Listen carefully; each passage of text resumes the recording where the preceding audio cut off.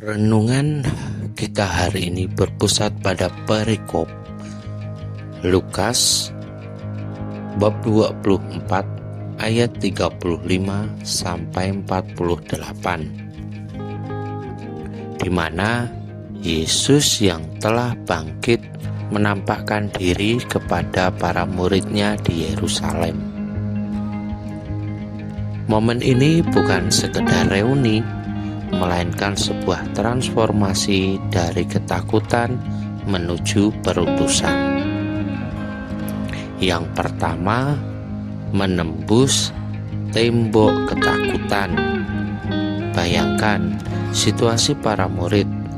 Mereka sedang berkumpul, mengunci pintu, dan diliputi rasa trauma serta bingung. Meski mereka sudah mendengar kabar dari dua murid yang baru pulang dari Emmaus, hati mereka masih diliputi kebimbangan. Tiba-tiba Yesus berdiri di tengah-tengah mereka dan berkata, "Damai sejahtera bagi kamu."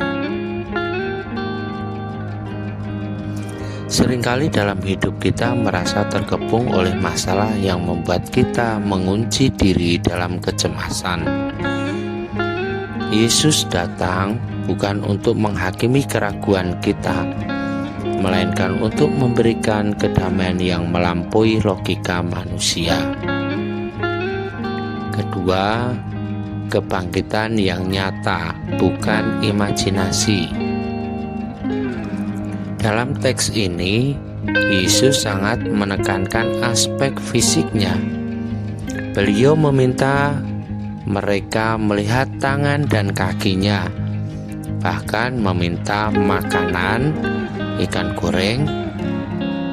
"Lihatlah tanganku dan kakiku, aku sendirilah ini, rapalah aku dan lihatlah." Lukas bab 24 ayat 39. Yesus ingin menegaskan bahwa ia bukan hantu atau sekedar kenangan indah. Kebangkitannya adalah fakta nyata. Luka-lukanya pun masih ada, bukan sebagai tanda kekalahan, melainkan sebagai sertifikat kasih yang telah menang atas maut. Ini mengingatkan kita bahwa Tuhan memahami luka-luka hidup kita karena Ia sendiri telah menanggungnya. Ketiga, membuka pikiran untuk memahami kitab suci. Yesus tidak hanya menampakkan diri, tetapi juga membuka pikiran mereka untuk memahami kitab suci.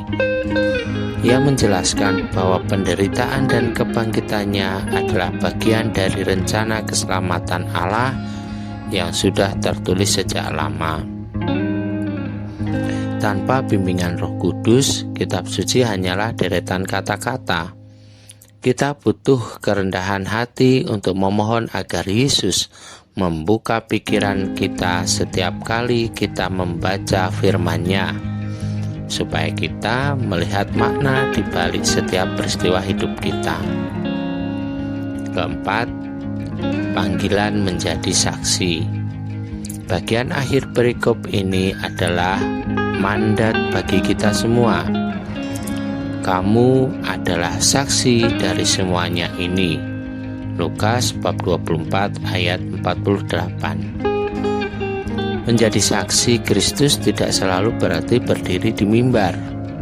Menjadi saksi berarti menunjukkan bahwa Kristus hidup di dalam kita. Kita menjadi saksi saat kita membawa damai di tengah pertengkaran. Kita tetap memiliki harapan saat dunia sedang putus asa. Kita mampu mengampuni meski pernah terluka, seperti yang Yesus mengampuni murid-murid yang sempat meninggalkannya.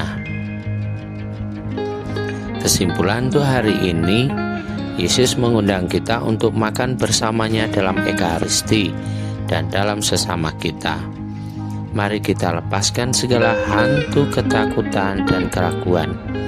Biarkan damainya memenuhi hati kita, sehingga saat kita melangkah keluar, orang lain bisa melihat bahwa Kristus benar-benar telah bangkit melalui perbuatan kasih kita. Tuhan memberkati.